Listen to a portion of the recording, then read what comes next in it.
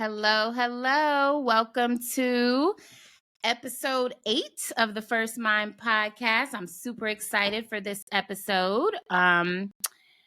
We have a very special guest, and we are going to talk about something that I think is really appropriate for this time of year.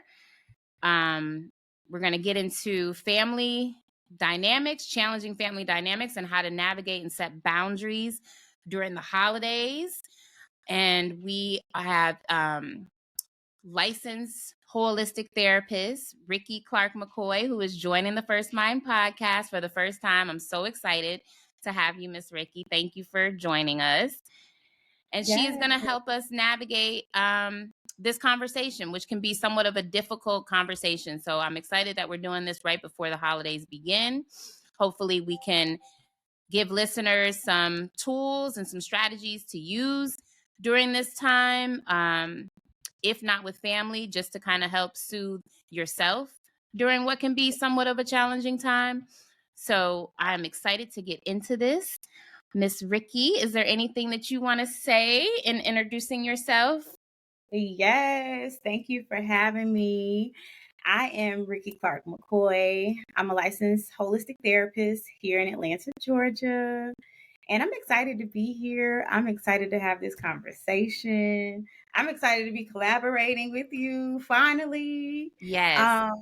On this topic, it's so important, like you said, that we have the tools and the techniques to navigate holidays and family and all the things. So let's do it. I'm excited. So Rikki and I had an opportunity to talk a little bit before we got started, and we already can tell that this episode will probably go over a little bit. So we're going to do our best. But we talked a lot about just how there's so many nuances and layers to family dynamics, and so many things that we could talk about. I did streamline it to an hour's worth of questions. So we will go through and answer these questions, but I do think additional conversations will come up. So we will challenge ourselves to stay at an hour, but we may go over an hour, and I am good with that if Rikki's good with it. So, but to get started, the first question that I wanted to dive into is, what would you say are some of the factors that contribute to poor family dynamics, and how do you define familial trauma? Yes. So when I think about, you think about family dynamics, right? Like, what is it? What are family dynamics, right? That they're the complex, interrelated relationships between family members, right? So it's how the family communicates, our roles, our behaviors, and emotions that come up within the family unit, right? Some of the factors that impact the family are parenting style, right? So how parents parent, family structure, so how that family is actually set up, or is it a 2-parent household or 1-parent household? Those types of things. Family history and culture, right? I'm talking affairs, divorces, things such as abuse in the household, whether it's child abuse or domestic violence, like growing up around certain abusive behaviors, substance use, mental health difficulty, trauma, other forms of trauma, homelessness, financial difficulties, deaths, and other health issues, right? Life transitions, like we talk about just different transitions that come up in life, whether it's financial difficulties, job, career, all of those types of things. And then external stressors. So the stressors that are happening outside of the household. That was a real detailed and good, I think, explanation of how family structures and dynamics can impact what we experience. Thank you for outlining that. As you were talking, I was thinking about just in general, all of those different possible structures. Yes. And how in a lot of our families, those things are kept secrets.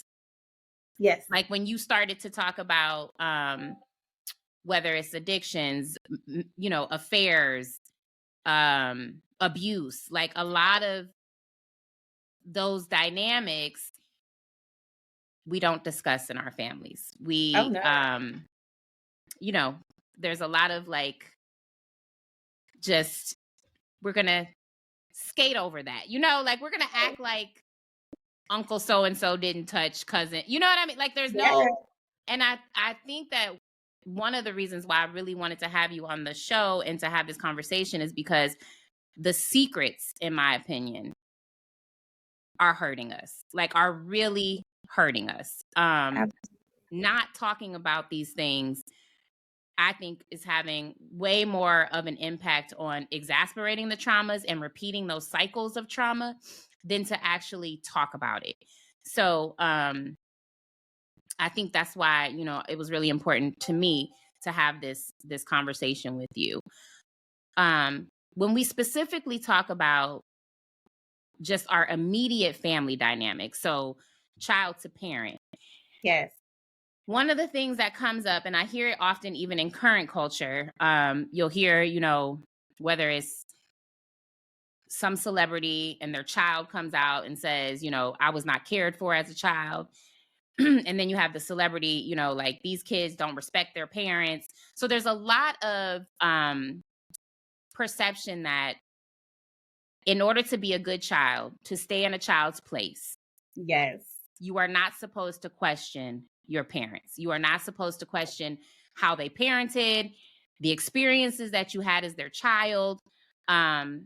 So what do you say about that? What do you say about kind of this idea that because your parents birthed you, you are forever in debt to them and you can never challenge anything that they ever did wrong?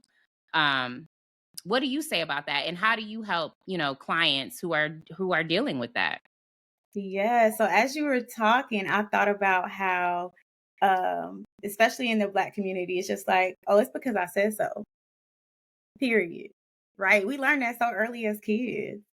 So as kids, we were taught that what we had to say, what we felt, our opinion really didn't matter. Mm-hmm. Right? So then we grow up into adults who feel the same way, like what we had to say, it didn't matter when we were younger and it doesn't matter now. Absolutely, you can create boundaries. You can protect your peace when it comes to your family. 100%. You do not owe them anything. This is your life. I tell my clients all the time, your mama done lived her life. This is your life. What do Yeah, you I want to do think, with your life? right. I think it's interesting. I always, when I was a single mom and I was dating and looking for somebody to enter into what I already had created as a family system, Mhm. you look for men who are good with kids, right? Who treat kids well.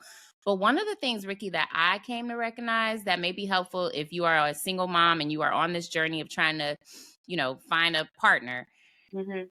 there are some humans, right, who are really good with young kids because young kids don't ask questions. Like young kids are still under this guise of the adults, we have to do what they say. Where I Right. really can discern if you are a skilled, emotionally intelligent parent is Yes. when those kids hit that age of being able to question your parenting and what you're doing, and like, so how you're able to move through that stage of life is really for me to tell. I know lots of men who do well with younger children, but Right. as soon as those children, especially girl children, start Yes. to challenge them and start to ask questions or start to behave in ways that are not in alignment with how they think they should behave or how they used to behave as a child, Right. that's where you really start to see the deterioration sometimes of those relationships. Absolutely. When you start speaking up for yourself, I know we were talking, and I remember with my mother just not respecting her the older that I got because I started seeing things differently.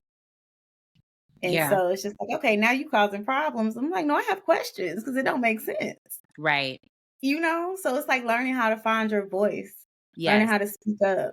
Yes. I read somewhere that a part of our attachment as young children because we have to attach to this adult in order for our survival. Like, really, like, I Right. mean, as a child, you have no onus over when you're fed, how you're, Right. so you have to attach to this person and depend on them. So the way that works, I read, in our brain is that they have to be right. Like, what they say has to be right. Like, as a child, I have to accept that the parent knows and is right, because the alternative would mean that I'm 7 years old living on the street because they're not right. You know what I mean? So Right. what happens is, even if you have parents who are not functional, you're internalizing it all as being your fault, Yes. because you have to assume that the parent is right and that you're wrong. Yes. Yes. That happens a lot with divorce too. Like, just feeling like it was your fault. A lot of kids feeling like it was their fault that their parents split up, or that dad left, mom left, whoever left. And it's like, no, like, they had a relationship outside of you. Mhm. But a lot of times we hear certain things, we're being blamed for certain things because we're Mhm. triggering whoever. And so we Mhm. feel like, well, dang, like, was it me? Yeah. Yeah, I think Yeah. that's really an epiphany that came to me later in life. Like, I was an Mhm. adult. I think I believed that the way I was raised was correct. Everything that was told to me was correct. Yes. Anything negative that was said about me was correct. Yes. Um, and I think I lived that way well into 40. Like, I was 40 Oh, years old yes. before I went to therapy and really started to unpack some of my experience, and had somebody who was able to say that wasn't necessarily correct, So my understanding and my journey of healing my childhood really came much later in life. Yes. And that, I feel like that's a reminder that it's never too late. It's never too late for us to learn. I always tell clients to, as we're learning, just give yourself grace, because it took us years to get this way.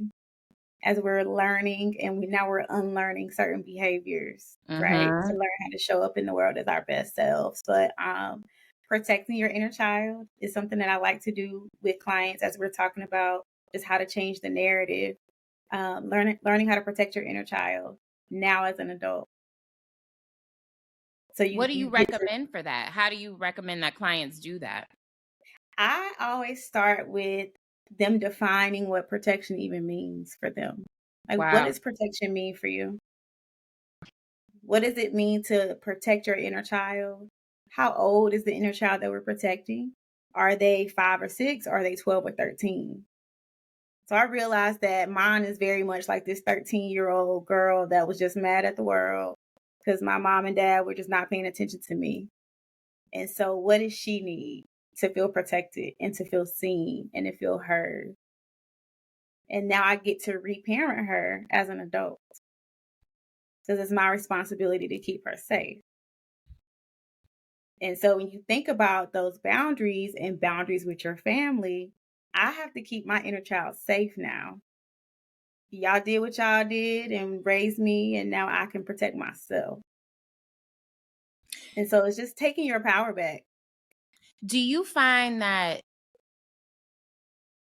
I know we talked about you moved away from home, Mm-hmm. so you're no longer in that environment that might have been triggering, and Yes. where a lot of what we're talking about in this conversation is the holidays, which sometimes often requires us to go back into those triggering environments. Mm-hmm. So did you find, or do you find yourself reverting back to that 13-year-old girl when you're in those environments? Because I think for a while, what I was able to come to terms with or understand is that when I was in the presence of, you know, the parent who was more triggering, I would become that child again. So the Ab- dynamic was never adult to adult. It was always adult to child. Even as a 40-year-old woman, that Yes. was the experience I was living. Yes, absolutely. And I had to sit with myself and ask myself, I hated going home. I still don't really go home that much. That's a work in progress for me. I'm like, okay, now I'm like, how much do I want to show up as an adult? Like, if grandma's getting old, people start, you start having deaths and losing family members and parents and stuff like that. So I'm like, well, how do I want to show up? And like, what does that look like for me? Right? Because when I go home, I'm triggered. It's a depressing place. I do not feel good when I go there. And you're reminded of all the things that you've gone through. And you do turn into that. I turn into that 13-year-old. And I'm like, yeah, like, I gotta go. Like, I don't want to be here. For sure.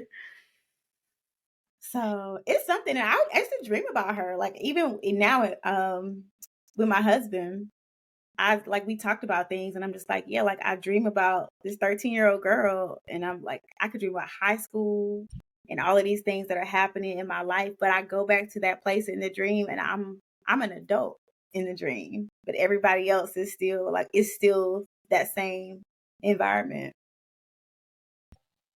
Yeah, that's interesting that you talked about the dreaming of it. I stopped remembering my dreams at a very young age, which is probably, I Hmm. don't even know, attached to some trauma that I don't even know about. But Yes. but we talked a little bit before we got on the episode about I did EMDR therapy. So EMDR therapy is a lot about going back into those past trauma memories and kind of Yes. getting them to the forefront of your brain so that you can go back through them. And so I remember in those sessions, when I first started, I was like a midget and my parent was a giant. Yes. And it was a journey in those sessions to get me on equal footing with that parent, for me to be able to increase myself to where we were eye to eye. So, Yes. and when that happened, I think that's when, with the between the therapy and then been given tools to set boundaries, that was when Hmm. I was able to stop that cycle of, when I'm in their presence, I'm reduced to this child. And now it's like, no, I'm a woman. Like, I'm a full grown Yeah. woman with feelings, with emotions. And now we got to speak woman to woman. And I think I also was able to understand that that's an important dynamic for my children to have with me as they are Yeah. now adult women. Yes. I really don't treat them like children. Like, I treat them like adults, and I know that's a hard thing in our community because we do tend to parent in a way, to me, that is kind of codependent, or like for a lifelong, this is the child, I'm the adult. Oh, Like, this yeah. goes on forever. And it's like, Yes. um, I didn't want to recreate that. I wanted to free myself of the responsibility of feeling like I'm a parent to somebody who is grown and making their own choices, and I have no Okay. control over that. But also Yes. to free them, from this feeling of like, I have to do things how my mom would want me to do them. Like, I wanted us both Yes. to be free of that, So I think that's a big part of my journey, was getting myself to a place where I can show up as a full grown woman, adult, with my Yes. adult parent. Yeah, that was a big. So then going home isn't as triggering as it was, because I feel like I'm equipped with better boundaries. For sure. For sure. Very helpful. Very helpful. Another thing that it does is it gives you, as you reparent your inner child, it gives you that confidence Yes. that you need. And to talk to yourself and remind your inner child that it's okay. Like, I'm safe. I know how to protect myself now. And this Mm-hmm. is how I'm going to show up, and I'm going to use my throat chakra, and I'm going to communicate, and I'm going to protect you. I know that you do Reiki. We weren't even like, this wasn't even a question on the list, but my first Reiki session was with a specialist who I feel like she was just starting, because she Okay. could tell me that, and this was before I had really gotten into my EMDR therapy, but she could say that your throat chakra is blocked. Mm-hmm. But she couldn't really give me any like advice or like how to unblock it. So I felt Yeah. limited in that session, but she knew enough to say there's a block in your throat chakra. And she was Mhm. right. Like, for most of my life, the reason why I love to write and why I'm such a creative writer is because Yes. I didn't have a voice. Like, I Yes. never felt comfortable to speak up for myself in my family space. So I Mm-hmm. learned how to write, and that then expanded to my relationships. When I would be in intimate relationships, I wouldn't know how to verbalize myself. I would shut Mm-hmm. down because I didn't have a language, I didn't have words, I didn't know how to stand up for myself, and I would Yeah. write. Like I might write a boyfriend a 10-page letter. Like when Aaliyah came out with 4-page letter, I was like, okay, yeah, that's me. Like I know how to write and express myself through writing, but I could not do it, with my Yeah. voice. So that's interesting. It's very, very powerful just to like learn how to, like you said, tap into it, learn how to unblock it so you can express yourself and you can feel free to speak your truth. But a lot of it is being honest and being real with ourselves first. Yes. Right. And so sometimes we don't even do that. It's like we just so in autopilot, like we're not even really checking in with self, living a whole life that's not even our truth for real. I sometimes think that the way our society is set up, like this emphasis on this hustle culture, really impacts your ability to sit with yourself. Like when I finally made the decision to leave my career and had the space to really just focus on myself, that's Yes. when, like, my therapist was like, you've probably had anxiety your whole life. I was a Yes. bedwetter till I was 13. I didn't know, Yes. we don't, in our culture, we don't talk about anxiety, like, so I didn't know anything about anxiety. Once I left my career, I was no longer, my children were adults, so I wasn't parenting. I just wasn't in survival mode. I was Yes. able to see, like, I have to pee 3 times before I leave the house. Like Mhm. literally back to back to back. Like when I am anxious, I have to pee. Yes. Like that's how my Yes. body responds. And now I know that. But for most of my life, I didn't even know that there was a correlation between those two things. Right. Yeah. Yeah. It's deep. And then like your heart, your chest, like the pressure, the nervousness. That's why we irritable. Like it's like we're feeling all these things in our bodies, which is why I love just introducing like just the somatic part of like let's reconnect with our body. Like I'm Yes. really big on that because we're feeling so many things and we don't even know. Yes. Yes. Yeah. I agree. So So we talk about this common coping mechanism that most families have, which is to repress, suppress secrets, like bury those traumatic events, never talk about it. What would you say, as a licensed, holistic therapist, is the benefit of actually talking about these traumatic experiences and having these conversations? What would you say is a benefit? yeah, absolutely. So I think the benefit of having the conversation and even like navigating this space with a therapist with some support, right? Is that you get to acknowledge the pain that's there. You get to actually check in and sit with yourself and acknowledge what you've been feeling. You get to put words to it, right? You get to actually understand, oh, like that's what it is, or that's anxiety. That's how it's showing up in my body. I didn't even realize that these thoughts that I'm having are anxious thoughts, right?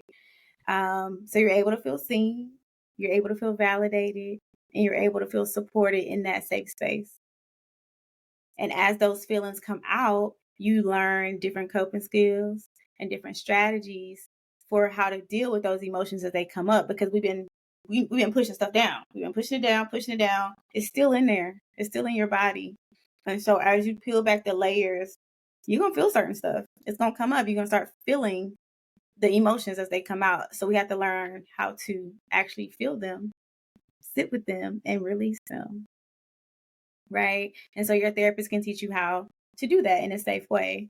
You also get to learn how to rebuild trust with people. So if we've had people that have let us down, we might have even let ourselves down at some point. You get to process any shame, any guilt that you have because of some of the things that we've gone through in life.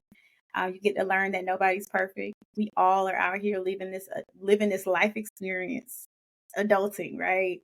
How can I work through the things, the patterns that I might have so that I can create some healthier patterns for myself? We all have things that we're working on. We all have flaws.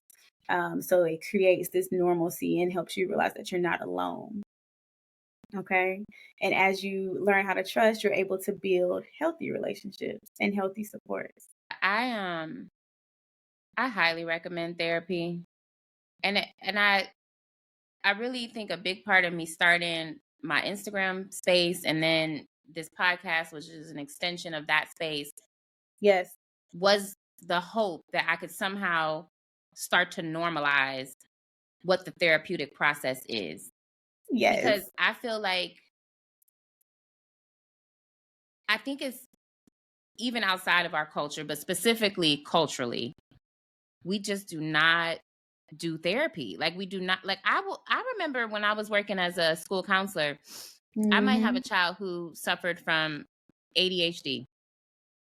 And I would have a parent say, we're just going to pray that out of them. Yep. And I believe in, I talk to God every day. But I say to Absolutely. people all the time, like, you can have God and a therapist. Like, you can have both, because Absolutely. everything that you just said makes so much sense. Like, having a person validate your experience Mhm. and then also having somebody who can support you through the healing of that experience. I think a lot of times the reason why we have to suppress it is because we don't trust ourselves or the people around us to care for us through the Right. process of healing something. Like I Yes. tell people all the time, if you break your arm, there's a process that you go through, right? Like there's a whole process that you go through to heal the arm, to get it Yes. back to functioning. And it's the same thing with our brain and our mind and our emotions and our heart, but we don't see it that way. So Yes. a lot of us are walking around with these broken spirits because Yes. we never went through the process of healing, Yes. because I think, and the further you get from doing that work, I think the more anxious you become about it. Like I Yes. have, experience with clients who have had some trauma when they were very young, and they've had to Yes. to survive that. They've buried it for so long, and now as an adult, I think it just feels so overwhelming for them to even have to go back and try to uncover that. But I try to say, and maybe you can add Yes. to this, the not going back is really working against you. Like it almost is you're almost recreating the Yeah. trauma in a lot of ways in different aspects of your life. This pain, it's like, if we use the example of an arm, it's like you're walking around with just one arm. Yeah. Like when you could actually have two.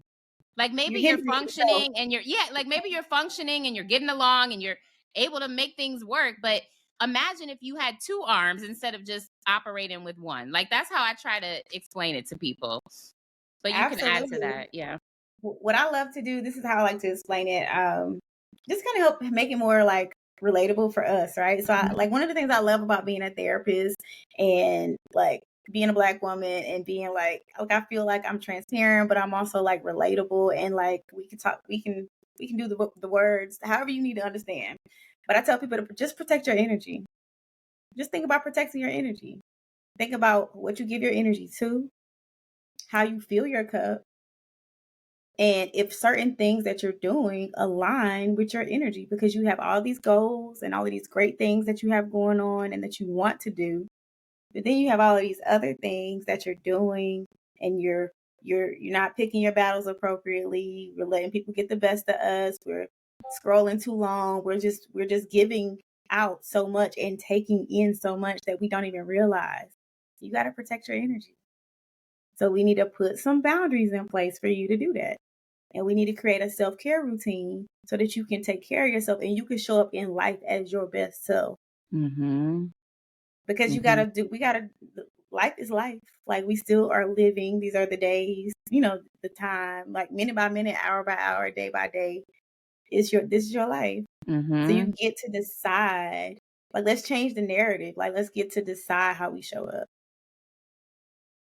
And that you are worthy of that Yes. care. Like Yes. you are worthy of the support and a Yes. space to just decompress. And Let like it out. yeah, like we deserve that. Yes. Um yeah. Yes. And it's Yeah. such a sacred space. I really do enjoy like reminding people that this is your time. You can say what you want to say. You can curse. I don't care. Like it's your time. That's Yes. how. If that's how we talking, that's how we're talking. Like it's okay. It's okay for you to show up as yourself here. Yes. So Yes. yeah, My therapist was a huge catalyst for my leaving my home and moving to a new city. Just a real champion and cheerleader for me, in a way that I had not had before. So absolutely. yeah, I'm so grateful for people like you and the work that you do, because it's really important, and it's also important for us to see us doing Yes, it. absolutely. Yeah, so I'm grateful for you.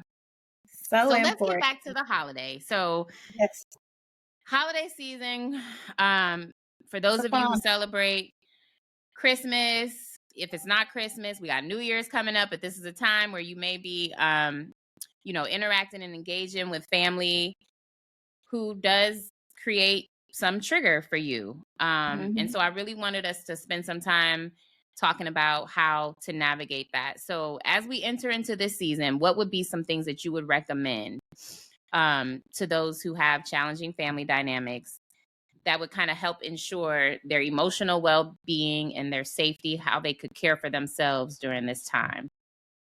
Absolutely. So this is look. It's not always a happy time for people, right? There may be certain things about home that trigger us or cause us stress or cause us to feel anxious. You first and foremost, we need to have a plan. We need to have a plan for how we plan on, okay, if I'm going, this is what I need to make this a safe trip for me.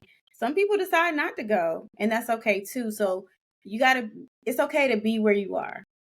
There are, there are steps in healing. And if you're not ready to put yourself in that environment yet, that's okay. I will say, as a therapist, I encourage my clients to put themselves in the uncomfortable settings because you learn how to use your skills in the space. So you're going to learn how to take your deep breaths. You're going to learn how to step away when you need a break from everybody so you can decompress, right? You're going to bring things with you that are just a part of your day to day for your self care. So you might bring some books. You might listen to some podcasts. I don't stay at anybody's house when I go home. I get a hotel. That's a big one. Rikki, Huge. that's a big one. I mean, Yes. I started doing that for the first time last year. Yes. And that's in I can't speak for everybody's family, but in our culture, that Oh, is not yeah. you staying at somebody's house. Like this, it is very uncommon that Oh, you would yes. go stay at a hotel. And it almost, I think, is insulting to some people Yes. within the family that you would go stay Yes. at a hotel. But there were times when I would come home and be home for, a stint of time where I would just need a minute. Like I would just need a minute.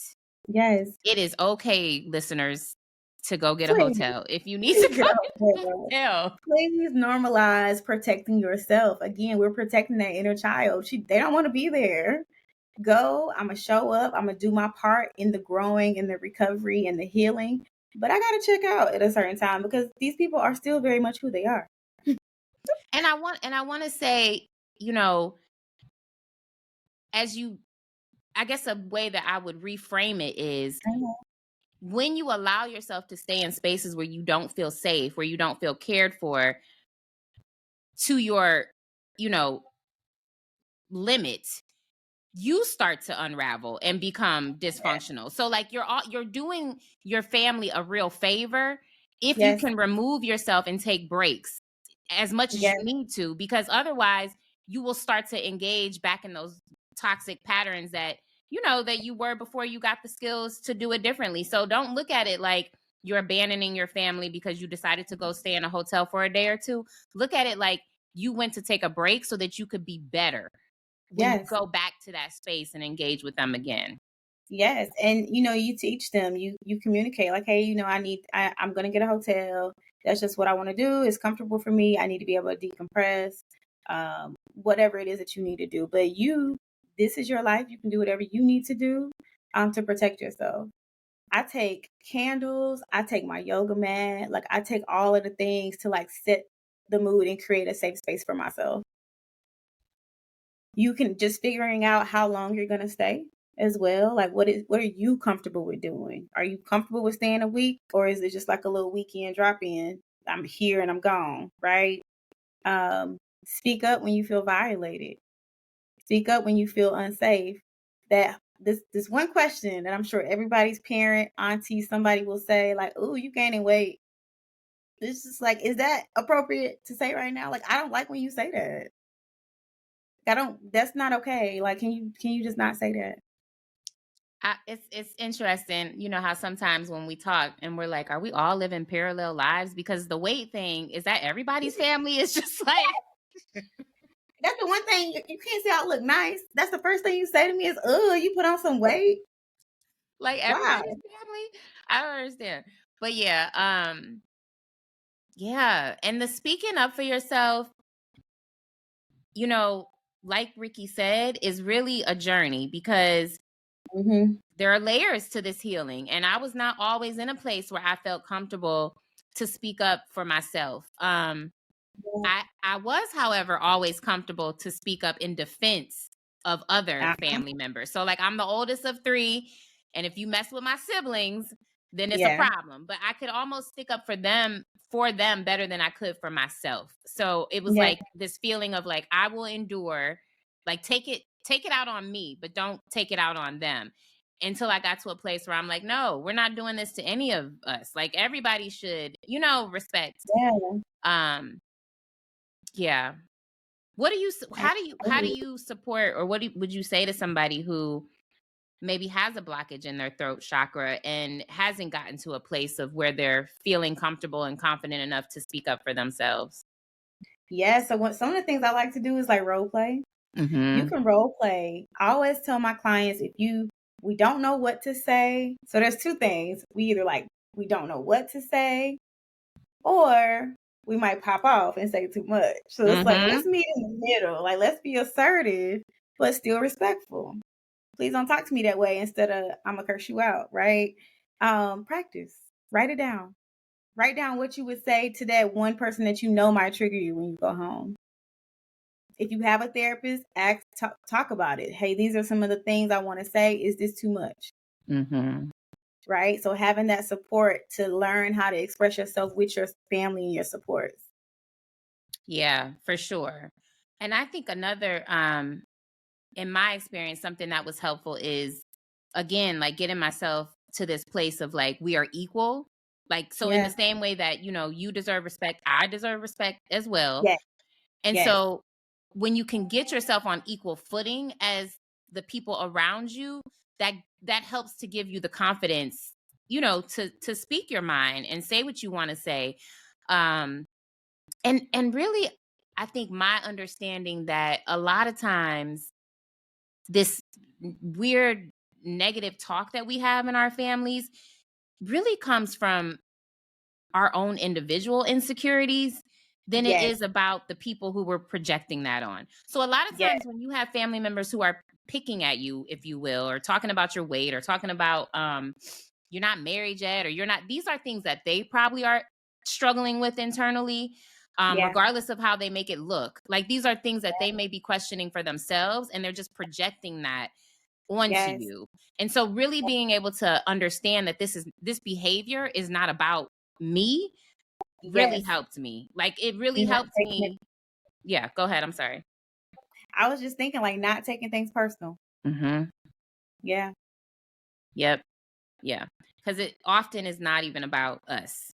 So, Mm. we talked a little bit before we got on about my journey and understanding, like what really helped me to get to a place of grace and forgiveness for some of the people who I feel like have violated me is understanding that I was making myself too big in these Yeah. stories, that sometimes I was personalizing behavior, and these are humans who treat everybody the way that they do. Like they Yeah. treat all of, like they're, if you really paid attention, they're asking everybody about their weight. Like it's not just Yeah. you know what I mean? Like, and if it's not Yes. weight, it's something else. Like some people I'm learning just don't have a capacity for a lot of joy, Yes. and so the way that they go through life is in this kind of complaining, negative energy. And how sad for Yeah. them, like how sad for them, really. Like, so it's not about you. And that helped me. That really did help me. Yes, yes. No, remember, I tell everybody, remember who you're talking to. Remember that this is who they are. Because a lot of times we're trying to change people and we're frustrated because we can't change them. It's like, no, your job is to communicate. Your job is to express yourself. We don't care about what their reaction is. That's not our job that they receive it, because they probably won't. So you got to know who you're talking to and pick your battles. That's a big one. And this is why our Mhm. conversation is probably going to go over, because as you talk, I like think of other things. But no, that's a big one, because a lot of times when we talk about going to therapy, and even me in the beginning, I would say, will say things like, well, it's not going to help me if my mom can't come with me. It's not going to help me if unless my dad gonna come to therapy or he go to therapy, then I'm never going to heal unless he go. Or, if my uncle who molested me, if he don't go get some therapy to apologize, then I'm not going to be able to get. And it just doesn't even work like that. Like, it doesn't even, you do not need anybody else You don't. to get your own healing. So maybe you can speak a little bit to that. Absolutely. Yeah. This journey is about you. The journey of forgiveness, the journey of releasing any resentment that we have is for you, because you feel it.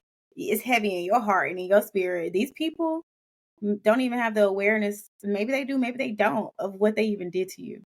So we have to think about, and I help people understand emotional maturity, emotional intelligence. Some people are stuck at certain ages because of something that happened in their life, and it's not your job to get them unstuck. It's your job to protect yourself. That's it. Because some people do not want healing. Some people not ready. They don't have accountability. They see things their way or no way. And you are not going to change that for them. They have to want to change it for themselves.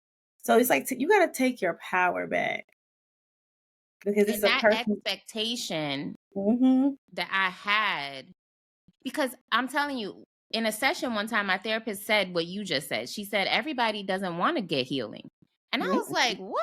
Like, why would you not? Like, I couldn't even understand. Like, why would you not No. want to heal yourself?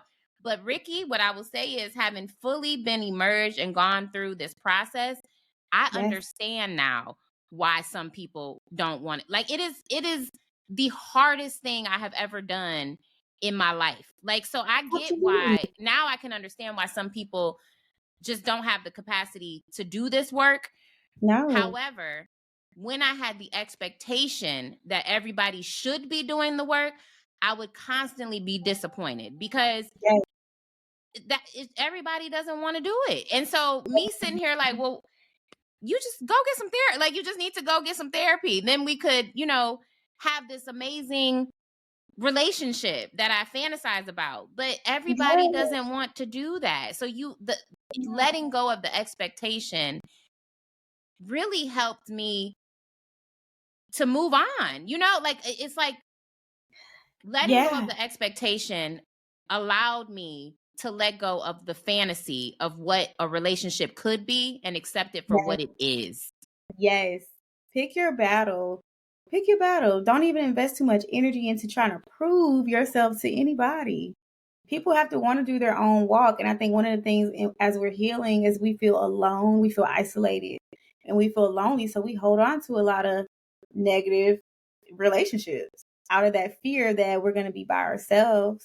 But you will meet people on your journey who are like-minded, who have a connection. Just like when I see your post, I'm just like, yes, like she gets it. Like, it's I'm talking in therapy and you're writing on social media, but like we are talking about the same stuff. And it's like your tribe exists. But you gotta create space for it. I created that Instagram account because I wanted a community. And when I Yes. started out, I had like 40 followers. That space is over 40K. There are 40,000 humans who are Yes. somehow in alignment or like-minded or on a journey that resonates with what I'm experiencing. So your community is there. Yes.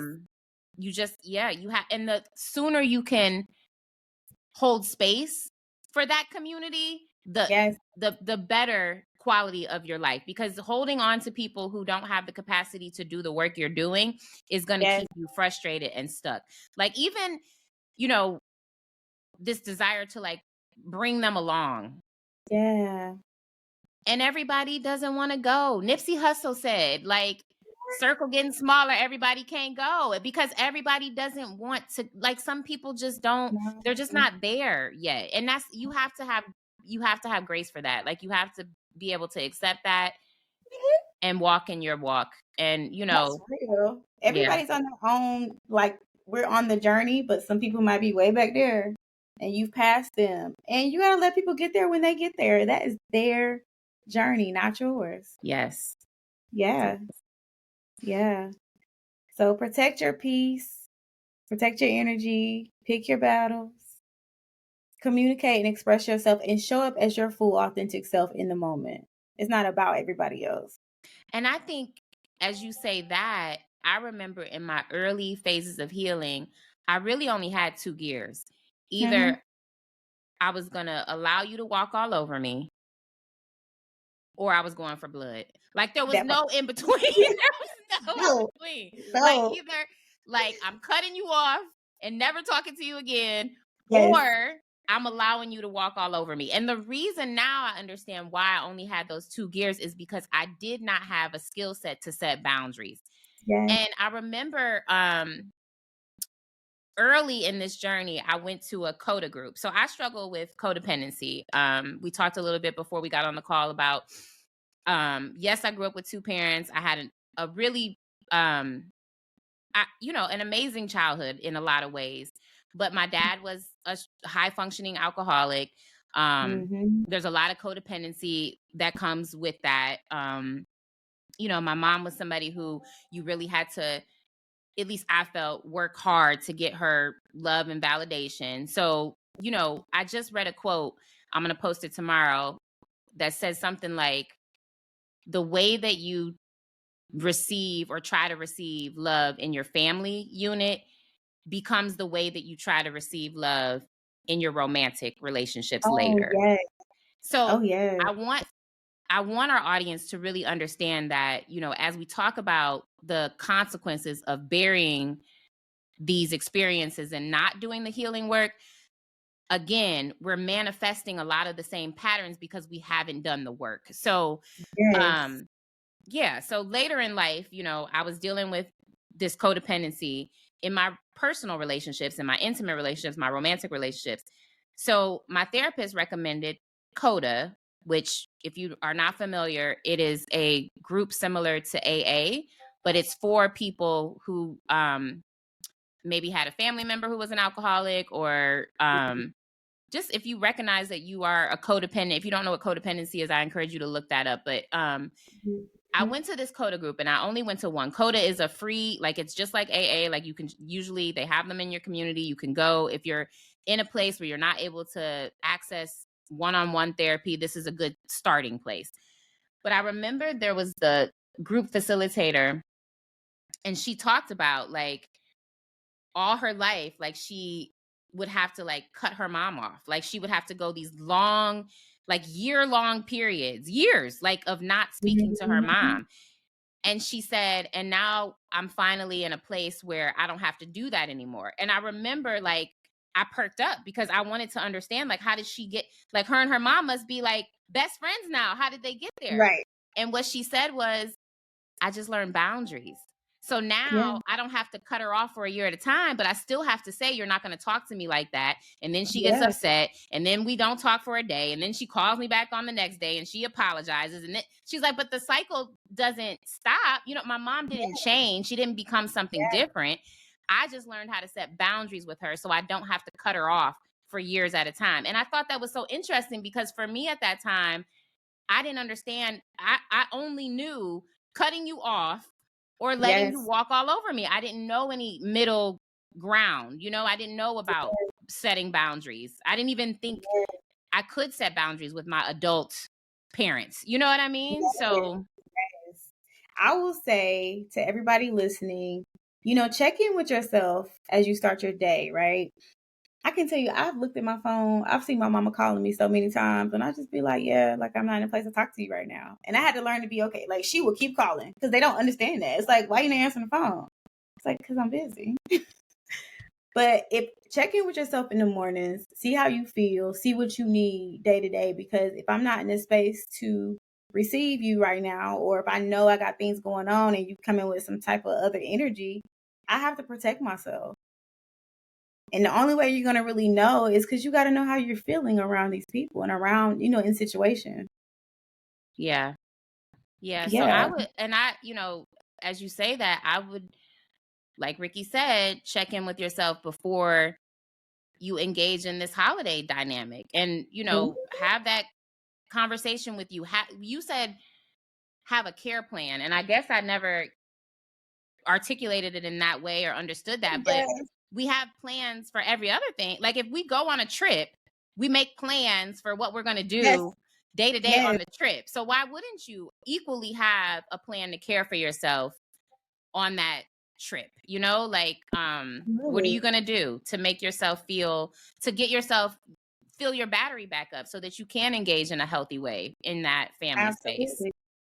Yeah. Absolutely. Please have a plan. Think about, where you staying, how long you staying, who's coming with you. You have some support. Maybe, a spouse or your kid, like whoever, like who's coming with you. That could be some good buffers in the space. Communicating with other family who may be there too, who you may relate to a little bit more, right? Like Mhm. having the cousins and your siblings, if you get along with your siblings, like having those people where we can kind of go to the side, like, girl, how we like to say, get your mama. Like, girl, your mama. Did you call your daddy? Like what we doing? Are we going over there together or what? Like let's tag team. Like because I know we don't want to go, but we have to. Like let's just get it out of the way. So you gotta be able to laugh about this stuff. Like this is it's life, and not take it so seriously and not take it so personal. I agree. Yeah. Yeah. So What are we it's saying something. to and this is a new journey that I've had to endure and kind of just work through for myself, but there have been holidays that I have chosen to spend alone. Oh And yeah. that's a new thing for me because I had all my life only known that you are supposed to be with your family. So That, I remember my dad would spend a lot of holidays by himself, and I would be like, you must be depressed. You got to go get some, and now having done it and chose it, you know what I mean? Like chose to do that. I feel mm-hmm. like sometimes it is a way of protecting your peace. So I want to make sure that we also um validate the experience of those of you who are not going to engage with your family, and what are some tips and tools we might say or suggest to them. I can speak to my experience, but if you want to talk about, what would you suggest? Yes, no, thank you for saying that. I like to tell people we can change the dynamic. We can change the narrative. Change the story. You maybe if you want to go and as a gift to yourself for the holiday, go on vacation. Go on vacation. Maybe you start a whole tradition if you have a family. We go on vacation for certain holidays. We stay home for certain holidays because for me personally, I feel really fatigued in the wintertime. I like to stay home. Yeah. And like it has I don't want to really go anywhere. So I'm creating the things that I need to do in my space. Or I'll take a trip and go somewhere. But like change the narrative. You can write a new story. And if you're feeling lonely or you're feeling isolated, like those feelings come up as well. If you're grieving like loved ones, just think of different ways that you can fill your cup in this moment to feel good and feel nurtured and feel whole. I'm talking if it's pajamas, get the loungewear, feel cute in your space. Like that's gonna be something to make you feel good. If you need to decorate your space, decorate your space. If it's music, if it's food, like nurture yourself. So think about different ways that you can nurture yourself. If it's I don't want to be in the house and I want to be with friends or family, do that too. So you really got to check in with yourself and see what you're feeling and see what you need because you may not want to be, alone, just depending on certain emotions. Journal, write about it. If it's a loved one, you can write to them. You can write a letter to them. Just all the different things you would say. that you miss them, like doing certain things to remember and celebrate people. But change the narrative. Change the narrative.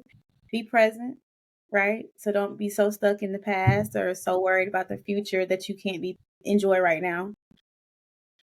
It's okay to have moments when you're alone. If you're single, especially if you're single and you start seeing all the holiday pictures that people post on social media, it's okay. Like that is your time. Will happen when it's time. We don't want it to just be with anybody. We want it to be with the right person. And if you are on this healing journey, you will realize that not a lot of people are. And so you already feel like you're constantly like not matching with people anyway, but you're just being more intentional. So sometimes when we're being more intentional, it takes time. So be patient with yourself, but enjoy your journey. You just named my whole life experience. I am single.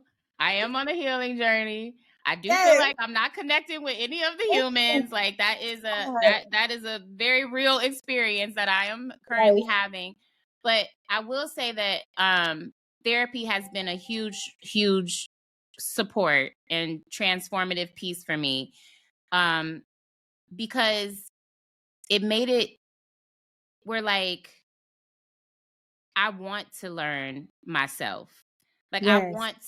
I feel like, we study so many things. Like I have a master's degree in a whole Yeah. subject and I've never studied myself to the degree that I Yeah. studied to get that, you know what I'm saying? That degree. So like, because I was able to kind of flip the narrative and change it to where this is something that I want to do, being by Yes. myself feels different. Like Yeah. my first Christmas that I spent alone, I went to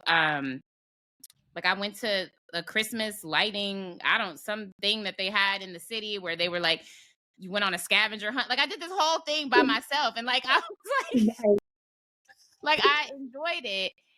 And not to say that I don't have moments of sadness. I want to validate, like, there is loneliness, there is sadness.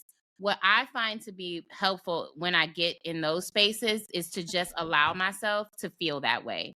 I think for a Yeah. long time, those feelings were so uncomfortable. So I would try to escape them. And I would do that, whether it was through drinking, through, some other vice, or, even like trying to, forge relationships that I knew weren't healthy just because I didn't Yep. want to feel those feelings. And now I'm able to say, you know what, we're sad today. Like, that's okay. Like, let's just be sad today, And I really try not to get stuck in any one emotion because I Yes. think that's where it can become, kind of like a cycle. And when I find myself getting stuck, I go enlist support. Like that's when I'm going to therapy. That's when, Yes. there have been times when I've been on medication because Yes. sometimes I just can't do it on my own and I need the support.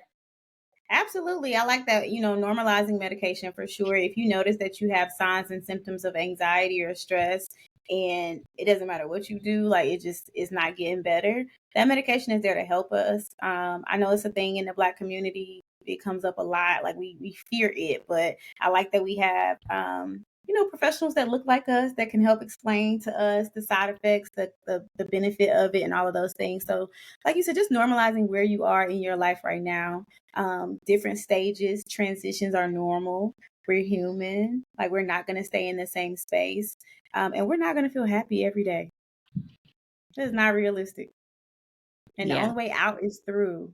We got to feel our emotions. And we sit there long enough and sit with that emotion, it's not going to kill us.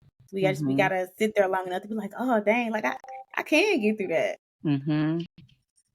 You And a know? lot of times I think we're conditioned to hustle through it or, Oh, yeah. like just, busy ourselves through it. So the Yeah. sitting in, I mean, when you've been busying yourself for 40 years to not have Mhm. to feel your feelings, there's going to be a lot of anxiety that comes with feeling a feeling, but let Mhm. yourself do it. Like, just like anything that you do for the first time, there's going to be anxiety. So let yourself have that anxiety and let yourself go through what that is and feel the feelings.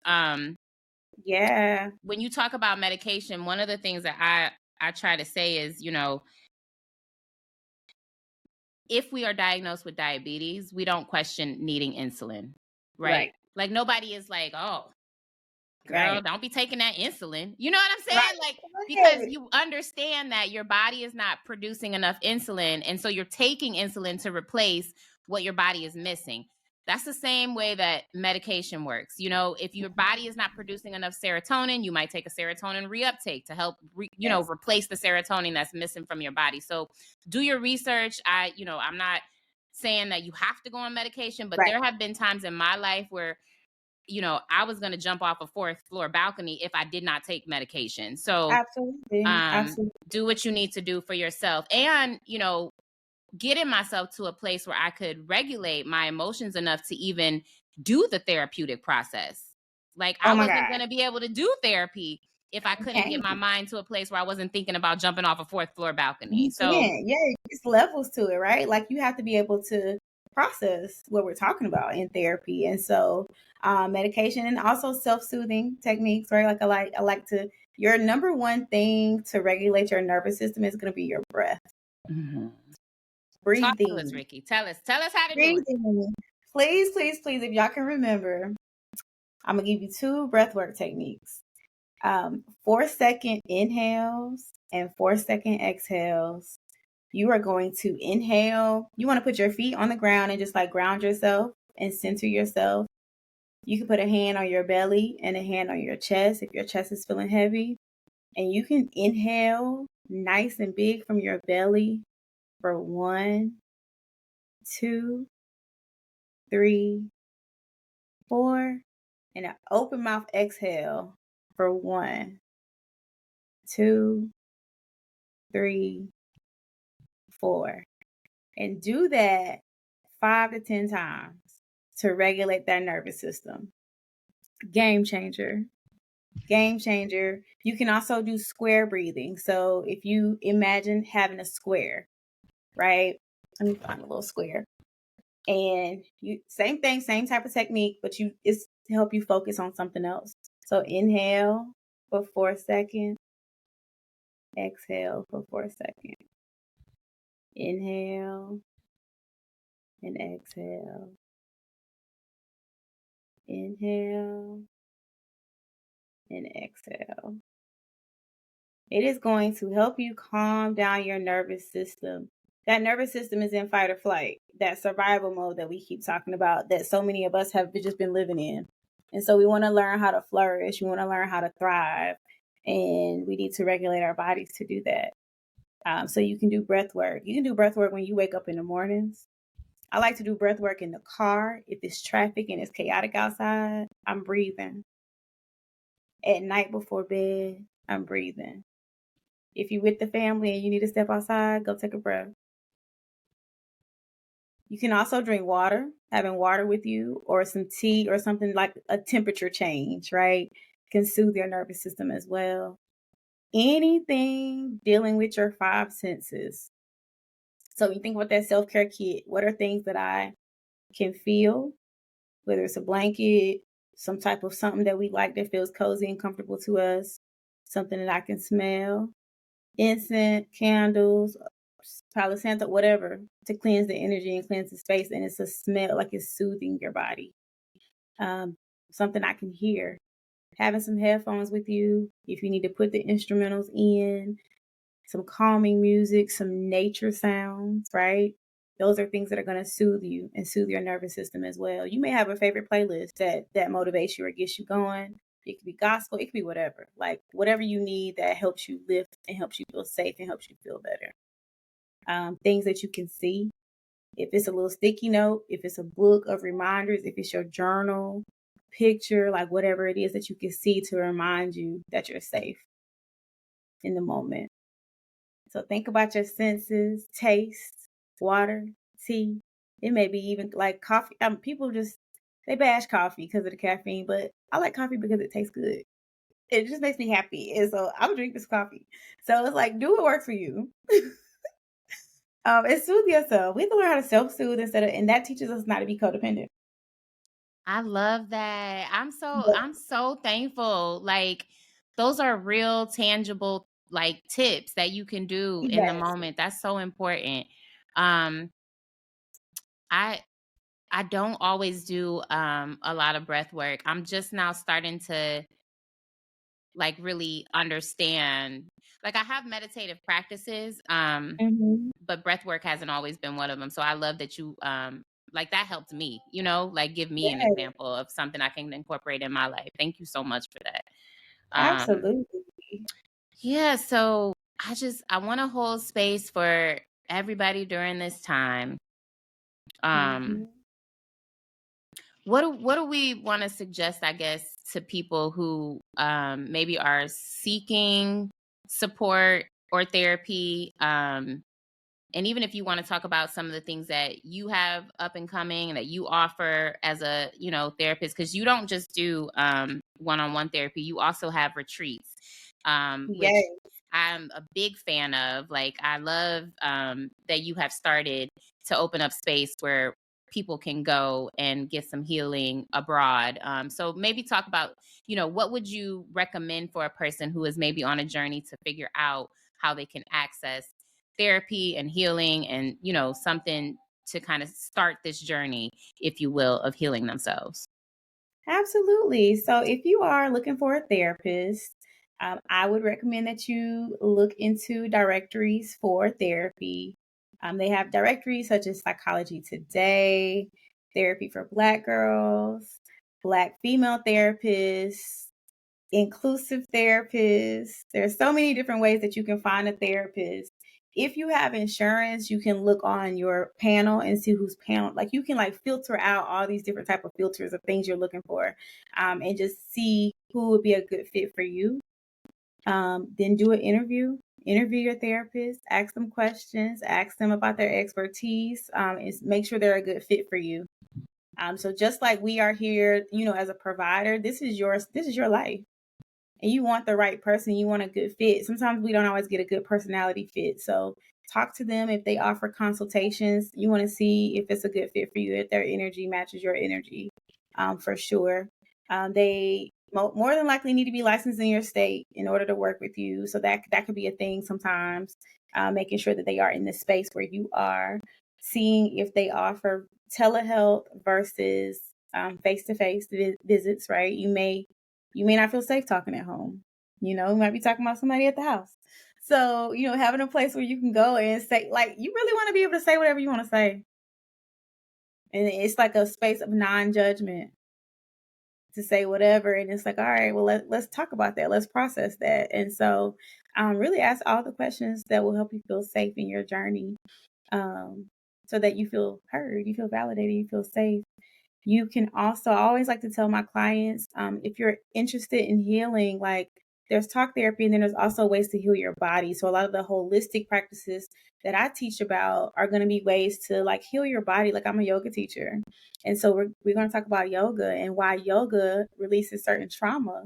Certain poses release certain traumas and certain poses also open up our chakras, right? We want to unblock all the energy so that your energy can flow and you can show up as your full self. Well, I'm going to help you learn restorative ways of doing yoga. We don't have to get on a headstand and do nothing super crazy, but like certain poses release energy. And so through retreat spaces, through wellness activities, if you're in a city, get on Eventbrite. See what kind of wellness spaces you have in your local city, what kind of workshops you have.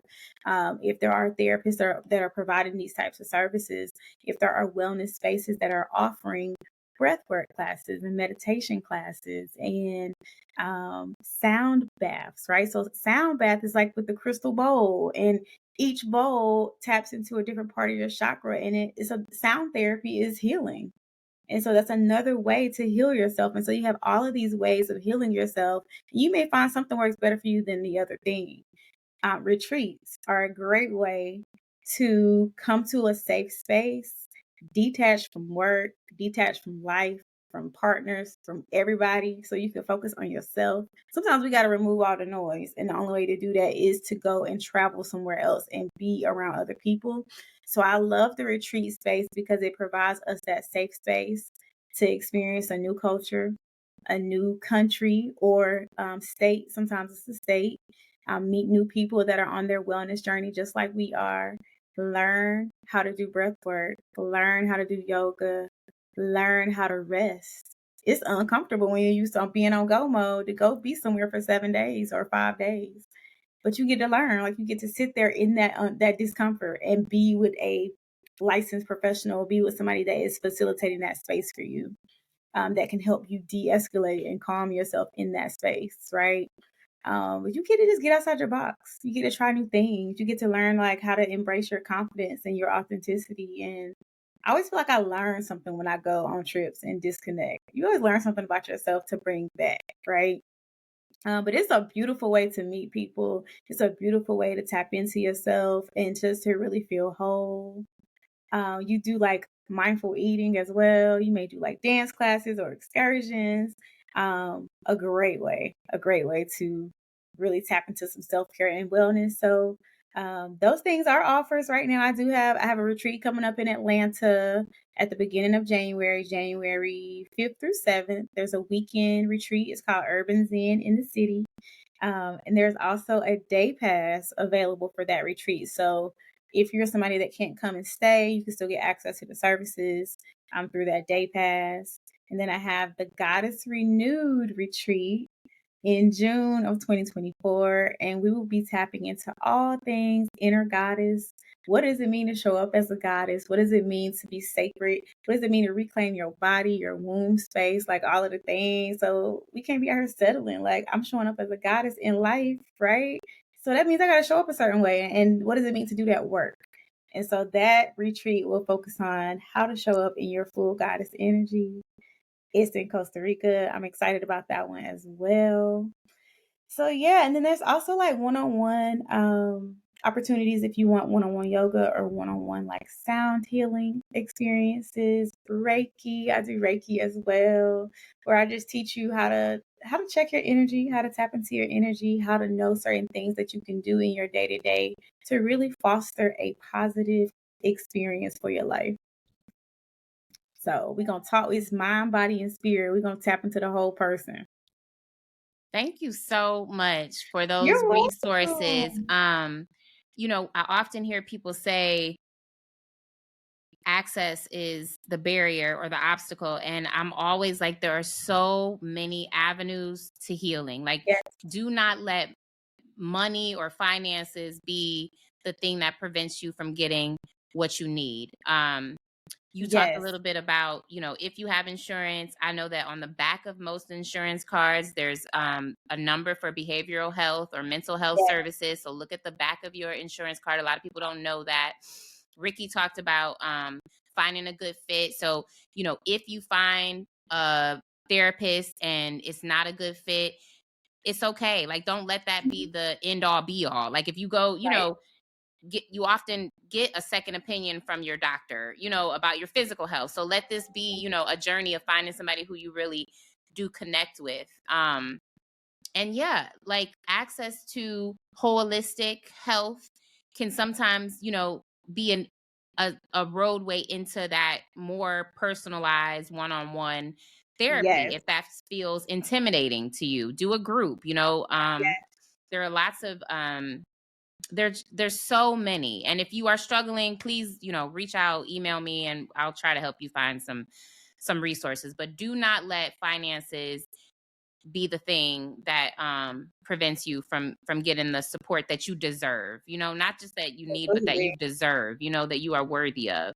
um I hope that you all found some helpful tips and strategies in this conversation. I know that I did. Like, I'm with my family for the holidays, and with the support of the therapy I've been through, with my community on Instagram that I've built, having just people who are like-minded, who can validate, even if, maybe that we don't agree with everything that each other is doing or saying. Like, just having people who are having the same experience as you is sometimes just a validating thing. Like, okay, like, I'm not the only person who, when I go home, somebody is talking about my weight. Like, that's Yes, a huge, thing to just have the validation of your experience. So I'm hoping that you were able to get something like that from this episode. And Rikki, I just want to say to you, like, I'm just so grateful for you. And you and I connected through that Instagram space. Like, so we it's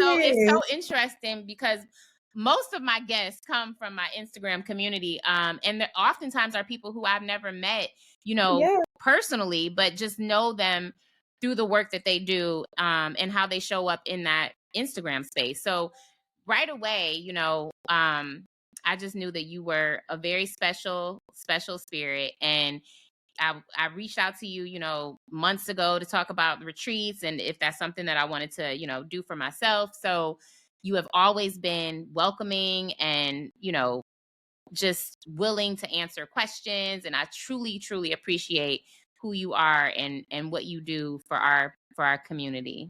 So I Thank you just wanted to so tell you that. much. Yeah. Yes, and I appreciate you too. Like your page might be the one page I look at every day. I'm like, oh, Oh. what she post today? I'm like, let me see. Because it's like, oh, like I relate to all of them, right? I think sometimes as therapists, people forget like we're human too. Like, I like to talk a little mess. Like I understand. I wanna relate to the people too, and so I repost them. Like I'm like, because I know my clients follow me on Instagram. Like it's not like it's a page. Come to it if you feel motivated by it. I don't care who sees it, but I know they can relate to it as well. So thank you for all that you do.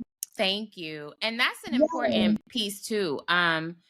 You know, I find it important to have a therapist who is authentic. My therapist has a therapist. Like I think Mhm. my therapist is like the most intelligent.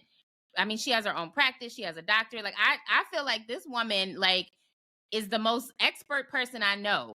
But my Yes. therapist has a therapist. And I think that's Yes. important. Like you want to have, a person who has lived a life. Like you don't want to have somebody who is showing up in a way that seems inauthentic or like everything has been Mhm. perfect or they haven't gone through anything. Like you want to be connected to people who are speaking authentically about what this life journey is, because life is hard. Like it's hard for, Yeah. for all of us. Like we've never been humans before. Like I like what Right. nobody knows what they're doing.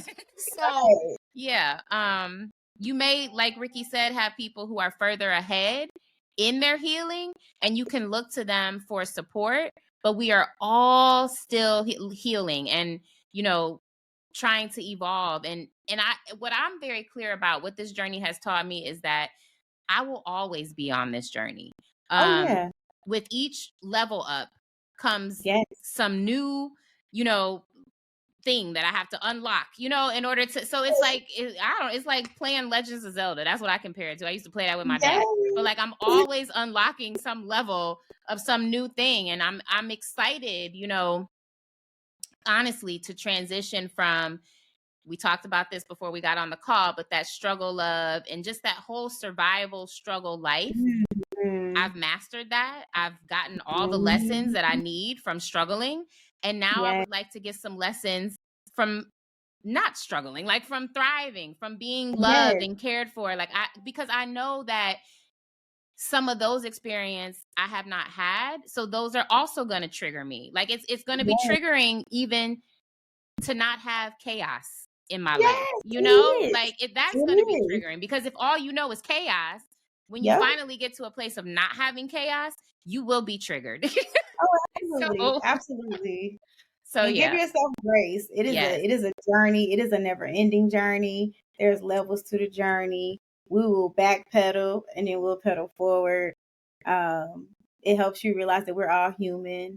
Our parents are human. These family members are human, Yes. right? And you We said all are tell the here. truth about yourself. Like that Yeah. was an important part of my journey too, because I have children, and Yes. being able to, you know, hold space for, like, I was not a perfect parent by any means.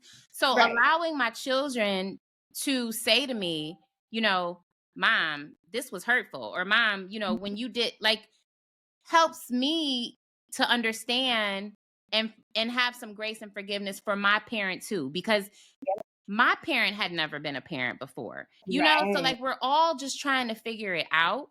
It doesn't Right. This is the one area, Rikki, I will say, like these family dynamics where two things can be true, right? Yes. Like you can have a parent who triggers you, who has maybe even abused you, Hmm. but has also done some good things for you too, and so those Absolutely. two things can be true, and it's hard to hold space for both of those Yep. realities. But I mean, it is what it is. I know as a human, I did some things very right by my children, but I also know Yeah. I did some things very wrong. And my Yeah. goal is to not personalize that, but to Mhm. just work to make it different for the next generation and the next generation and the next generation. Cause that's all I can do, you know? That's all So you can do. yeah. Yep. All So we can have do. grace for your family, have grace for yourself. However you choose to get through this holiday, you show up and do the best you can. Um, and let's heal. That's it. Let's deal. Let's heal. Thank you all for listening and for being here. And we will see you next time on the First Mind Podcast. Take care. Bye bye. Bye. All right.